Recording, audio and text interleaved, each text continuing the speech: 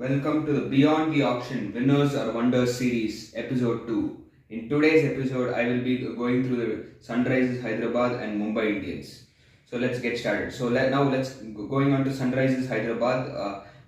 First start with the top order. So when it comes to the top order, they have a gun top order for me. Travis Head, Abhishek Sharma, and they've got a perfect investment in Ishan Kishan. They missed that batter at that number 3 position who can both be a stable batter as well as can go hard, and I think Ishan Kishan is a very correct investment. He's ideally suited for that position.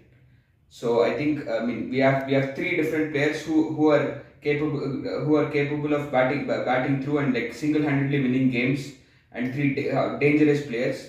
I think Ishan Kishan, it's a good opportunity for him and a perfect platform for him to develop that consistency into his game. His performances have always been promising, but he has not lived up to his potential. He has not been able to convert that good performances into consistency. And this platform with someone like Travis Head and Abhishek Sharma at the top can give him that freedom to express himself and also bat with more responsibility. And I think Ishan Kishan is ideally suited batter for number 3, and I think it's a very solid top order and a very dangerous top order who on their day who is literally steal the game from the opposition. So I'm giving a clear 4 out of 5 for this top order. It is filled with match winners and total game changers, and somebody who can just start hitting sixes at will from ball 1. We saw what destruction they did, and they can be really dangerous on their day.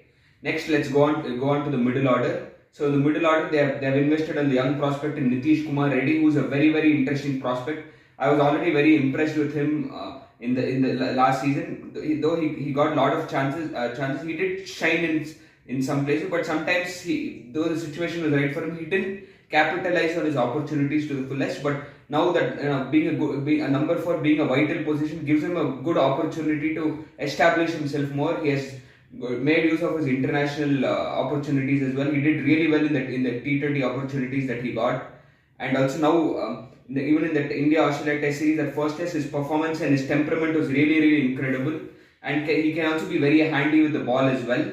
Can be a very good useful 6th bowling option, and I think Nitish Kumar Reddy is a very ideal project and a good investment by SRH, and it was very nice that they're backing him and retaining him, which is a very good thing. So a very good find. And of course, the next man, no need to talk. I think the best hitter of spin in the game currently, Henrik Klaasen.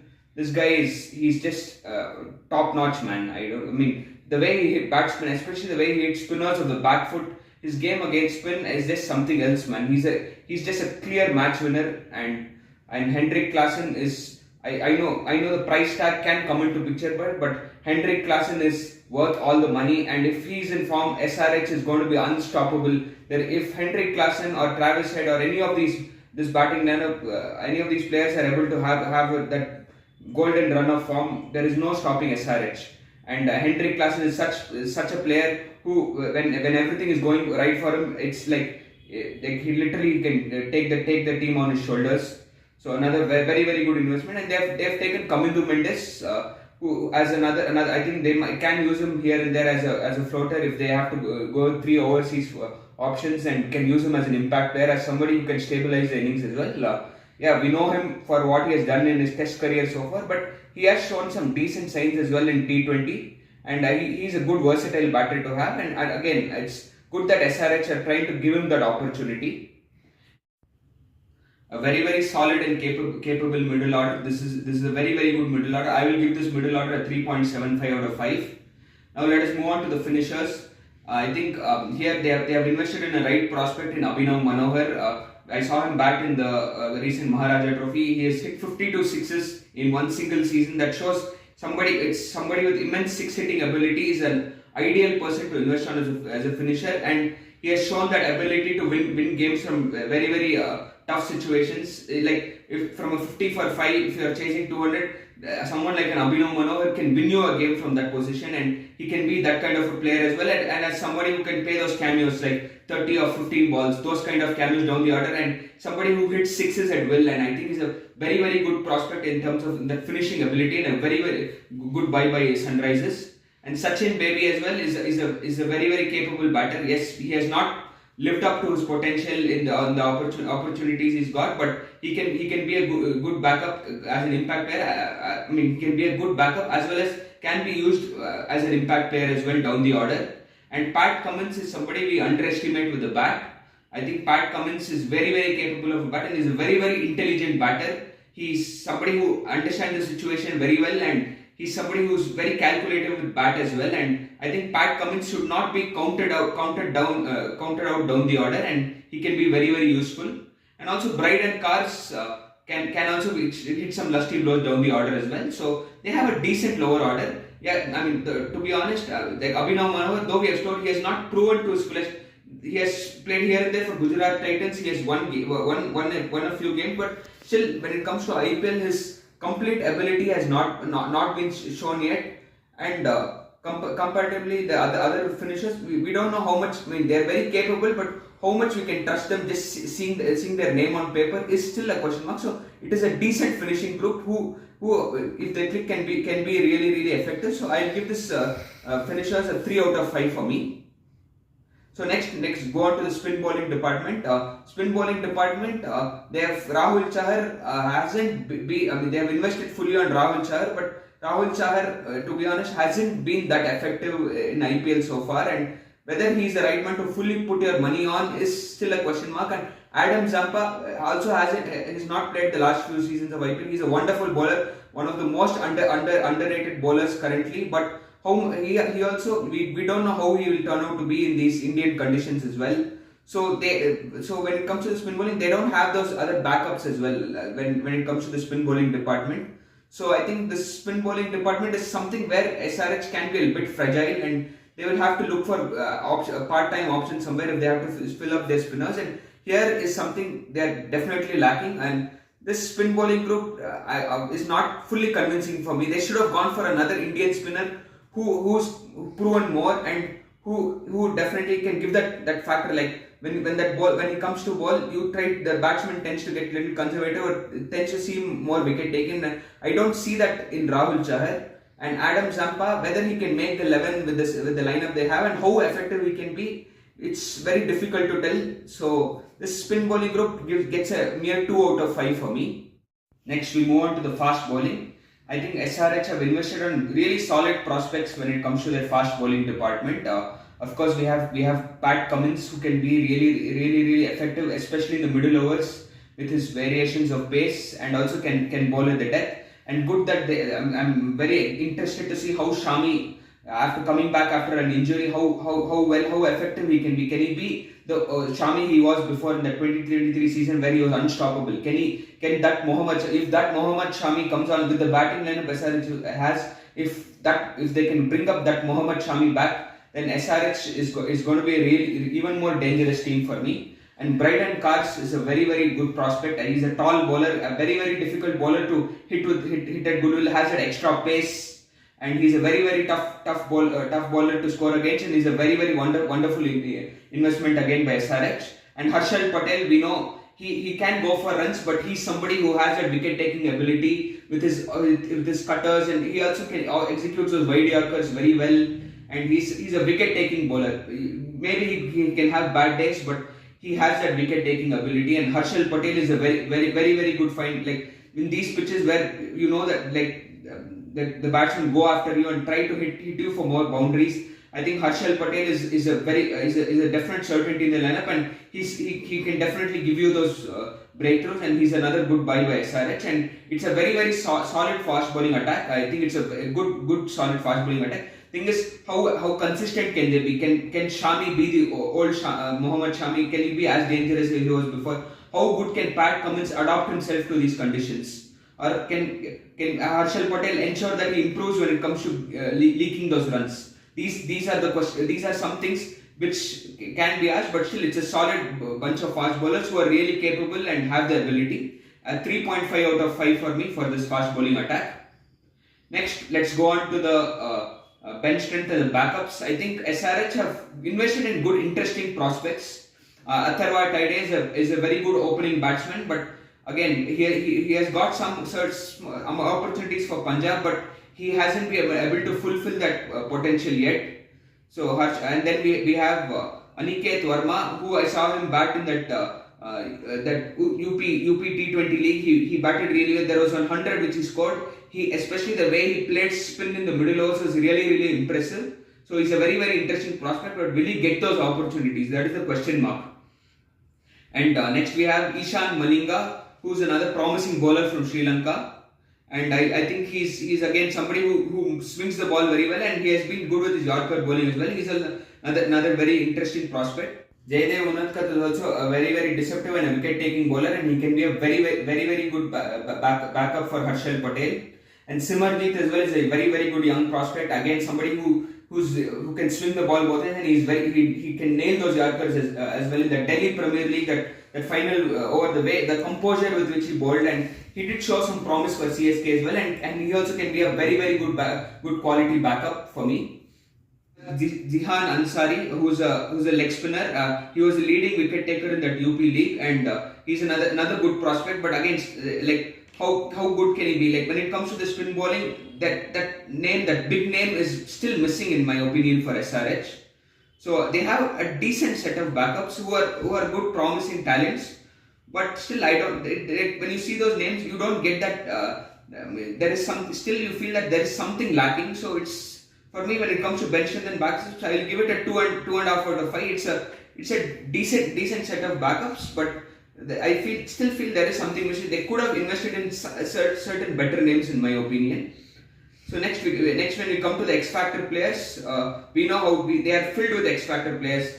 Travis Head can single-handedly win you a game. Abhishek Sharma can single-handedly win you a game. Hendrik Klaasen can single-handedly win you a game. Abhinav Manohar can their batting is filled with match winners and X Factor players who can really make a difference. Pat Cummins is another X Factor player, a very intelligent cricketer who can really turn it around on his day as well. So SRH are filled with lot of players who on their day can make a huge difference, and this is where I think it's going to be a key how well they stand up in these situations and how they smarten their game better. They have gone hard, they have played a positive brand of cricket, but sometimes that positive approach has got to them and they've made them go too hard and sometimes unnecessarily lose games. And I think this is one aspect they need to smarten themselves, and if they are able to do that, they'll become an even more dangerous team than what they are on paper. And X Factors for me, definitely it's going to be a 4 out of 5.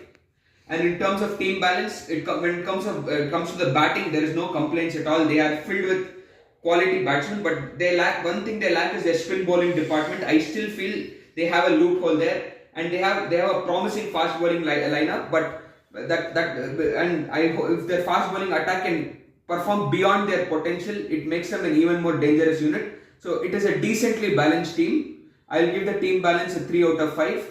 So SRH overall on paper end up with a 6.4 out of 10. Who, if their batting unit clicks as a whole and they're able to crack their formula, and if their X Factor players are able to deliver to the fullest, can be a really dangerous team on paper. And it's a decently balanced squad for me, and it's a good team who are really definitely capable of making the top 4, and who knows can make the finish line this season under a smart leader in Pat Cummins. So now let's go on to the Mumbai Indians.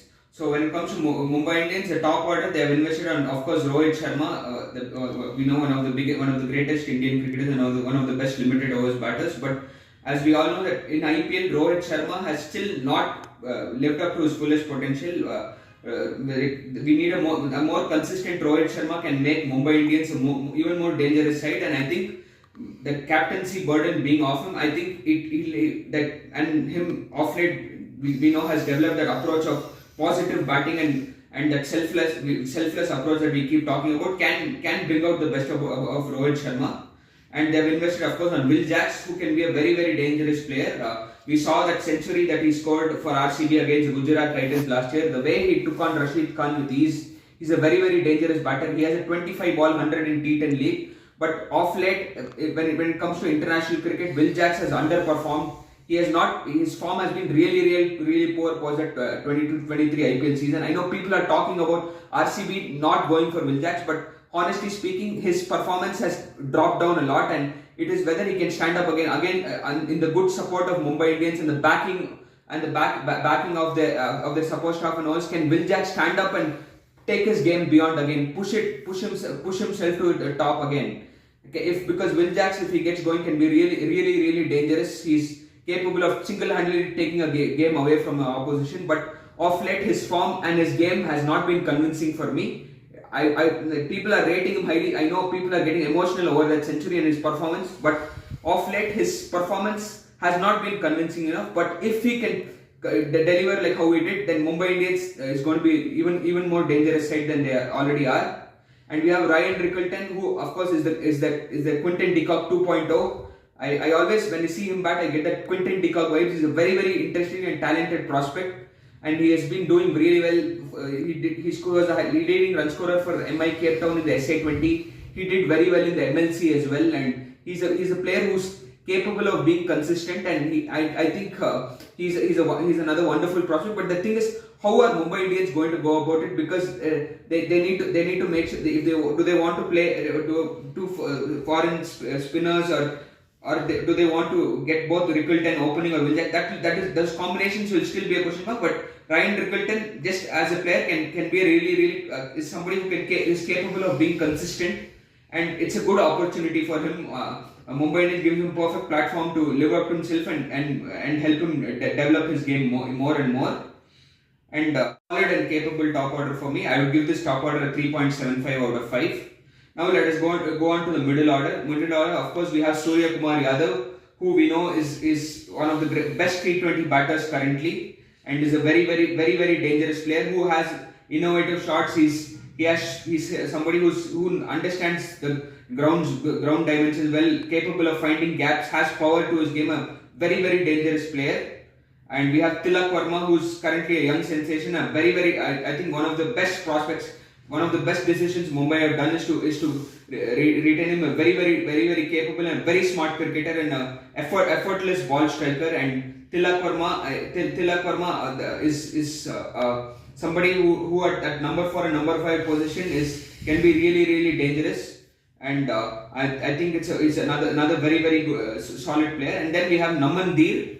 Naman Dheer again is a very good young talent who has a clean 6 hitting ability. We did see glimpses of him in the last IPL season, and of course I would even include Hardik Pandya. Hardik Pandya can come in the middle order as well.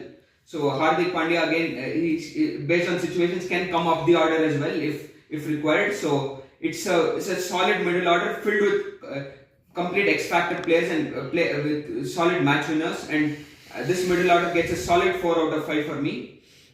Next, we move on to the finishers. So here we again have Hardik Pandya comes in both brackets for me. He depending on the situation, he can even play the role of a finisher or a middle order bat who has to bat from the 10th over. So Hardik Pandya comes to the list, and we know how dangerous Hardik Pandya can be. And post that from the T20 World Cup, his form with the bat has been outstanding, and he's looked in an unstoppable range of form. And I think he's somebody, he from what happened last year, he really wants to prove a point. And even now he's playing the Syed Mushtaq Ali Trophy and scoring runs with ease, and he wants to get ready. I can see that Hardik Pandya wants to step up and prove his worth to the Mumbai Indians fans to what happened last year. And I think he's really geared up, and captaincy is definitely going to be tested with these big players. So Hardik Pandya, of course, is the X factor player there. And Karan Sharma can also be a decent finisher. He's somebody who again is capable and very handy. And we have Mitchell Santner, who they have bought, who down the order we know is another wonderful bat. But when it comes to this finishing group, if you remove Hardik Pandya, like Karan Sharma and Mitchell Santner, we don't get that thing that these are those players who you really want to say, like if you say finishers, like these are names who are capable, but when you see them, like you say that you could have better names. So I think Mumbai Indians kind of in the lower order lack a bit. And this finishing group is a decent finishing group with the presence of Hardik Pandya and the players they have. I think they still, this finishing group is good enough, and it gets a decent 3.5 out of 5 for me. Next, it comes to the spin bowling department. They have invested on Allah Ghaznfar, who is the current sensation of Afghanistan cricket. This 20-year-old man has been doing wonderfully for Afghanistan in all those ODI series that they've had with Ireland, with South Africa and Bangladesh. He has been absolutely unplayable, and he is a complete X-factor bowler who teams still haven't worked out. So he's somebody who teams will be interesting to see whether how they plan against him. Is someone who's not been worked out yet, and he can be that bowler, like as I keep telling, that spinner who teams might think like have that second thought before whether they should go after him. That kind of, he provides that thing, that dangerous bowler, that extra factor in that spin bowling lineup, and he's a wonderful prospect, and he can even bowl with a new ball. And him bowling with a new ball can get there fast, can help him preserve bowlers like Bumrah to bowl 3 at the death as well. So he provides immense value to the team and is a very, very good investment by Mumbai Indians. And next we have Mitchell Santner, of course, who's that consistent bowler who always gives you that. He always makes sure, even if he doesn't get to those wickets, he can contain the batters in the middle overs with his consistent line and length and wicket stump to stump bowling. And he's a very, very tough spinner who you can just take on effortlessly. And I think Mitchell Santner can be that spinner who can, maybe they can use him as an impact player to come in those middle overs and can contain the batters. So Mitchell Santner again is a very, very good investment in the spin bowling department. And Karan Sharma as well is a solid leg spinner. He's again somebody who might go for runs here and there, but he can get you those breakthroughs as well.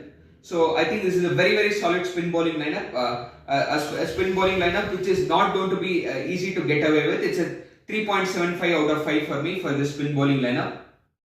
Next we come on to the solid fast bowling prospects that Mumbai have. They have Deepak Chahar with the new ball who can swing the ball both ways, and he can give you three solid overs up front. But again, when it comes to Deepak Chahar, the investment is right, but only the question mark that arises is his fitness. Can he maintain that fitness for 14 games? It's been a while since he has played a complete IPL season, and can he be that effective? Can he ensure that he's in that complete rhythm for the entire tournament? Because if he's in that complete rhythm, it just makes Mumbai Indians an even more formidable side. And of course, we have the biggest X factor in the Mumbai Indians team, that is Jasprit Bumrah. We know what kind. He's easily one of the. Not even one of the top cricketer at present. And he's just shown that like any situation and any game, any format, and he will deliver to the fullest. He's just an unstoppable machine at the moment, and at any phase of the game he can be really, really dangerous. And I think Mumbai Indians have those bowlers who they can rotate on to bring Jasprit Bumrah according to the situation and use him more effectively. And I think that's one of the things that makes Mumbai Indians even more dangerous. Easily, when it comes to the bowling attack, they have easily. Like I would say that for me at present, when I see on paper with what I see, easily they have the best bowling attack on paper, a very, very dangerous bowling attack. And not to mention Trent Bolt, who is equally very, very wicket taking and very, very dangerous, and is very skilled at all phases of the innings as well. And I think Mumbai Indians have a very solid fast bowling attack, a very, very dangerous attack, it is not going to be easy for other teams to score against. And I think this fast bowling is easily getting a 4 out of 5 for me. Go on to the bench strength and let's look at the interesting prospects MI have invested on here. So when it comes to the batting, they have invested on Krishnan Sridhar from Karnataka, who's a very, very, very solid top order batsman, and he's a very class player, and again somebody who's capable of being very, very consistent and has effortless stroke play, and can be a very, very decent wicketkeeper batsman. Maybe he can start off as the number 3 if MI want to start their 11 with Mitchell Santner and Gazanfar in the 11. So yeah, we will come to that. We will come to what are the ideal playing 11s for all teams later on once I'm done with these reviews. So yeah, Krishnan Sridhar is a solid, can be a solid number 3 wicketkeeper batter, and a very good, very, very good and capable prospect, and be interesting if he can get his deserved opportunities. And we have Robin Mills as well, who again is another good bat who can be innovative, and he's. I've not seen much of him, to be honest, but I've heard that he's somebody who has that ability to score quickly and has that ability to hit from ball 1, and a good wicket-keeping batter. And then when it comes to the bowling, they have Reece Topley as a very good backup. Again, a solid bowler who can hit those marks consistently, and a very wicket-taking bowler with his changes of pace. And we have Lizard Williams as well, another solid bowler who is been very good when it comes to his Yorkers as well as hitting those hard lines. Can be a good bowler to operate in the middle overs as well as at the death. So Lizard Williams is another solid backup in their fast bowling department. Then they have a Vignesh from Tamil Nadu who has done well in the domestic tournaments. And even in the TNPL as well, he has been performing really well and can be a quality off spinner. So again, a very good find. And then we have Raj Angad Bawa, the star of the 2022 World Cup final, took a 5-wicket haul. Again, he can be very dangerous, especially with the new ball. Somebody who has the ability to swing the ball and trouble the batters, and also he can be a good solid batter down the order. That left-handed batsman. The glimpses of him I've seen him bat. He gets a Rishabh Pant kind of batter who has that free flowing ball striking, and whether they can use. I think he can be used very smartly as an impact player. I think Raj Angad Bawa is another wonderful prospect. And Ashwani Kumar as well is a very good promising fast bowler from Chandigarh. I did see clips of him. Again, he's somebody especially very dangerous with the new ball. So I think when it comes to bench strength, Mumbai Indians have really interesting names. How they are going to go about giving them and mixing that solid team that they have with these players. How they are going to, whether they can get the best out of these bench players that they have, these young guns that they have, is going to be really interesting. How they are going to go about it. So I think when it comes to bench strength, definitely Mumbai Indians get a good 3.5 out of 5. They have a very good bench and they have invested on the right prospects. Next, when it comes to X Factor players, of course there is no need to talk. We have literally everyone in the Mumbai Indians is an X Factor player in their own way. Rohit Sharma, we know how dangerous he can be. Then Hardik Pandya is a match winner. Surya Kumar Yadav is literally the best T20 batter at present. Will Jacks, if he gets going, we know what he can do. We saw the glimpses of that in the last IPL season as well. So, and then we have Jasprit Bumrah, who's the biggest X Factor player, the most talked about cricketer and the most dangerous cricketer at present.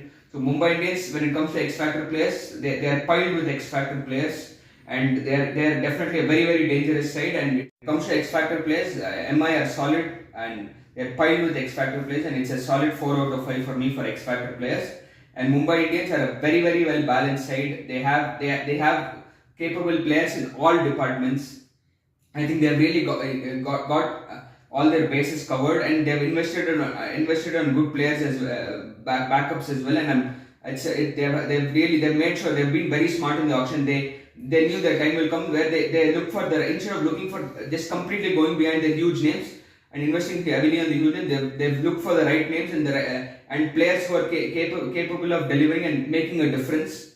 And I think this Mumbai Indians team is a very well balanced side, and if they can sort out all their disputes, those captaincy dispute that they had, and if their team environment is in that complete comfort zone, and if they get in that momentum, there is nothing stopping Mumbai Indians from making top 3 this season. This definitely is a very solid team, a solid 7.4 out of 10, and a very dangerous side, and a side which is going to be really challenging to beat for any team.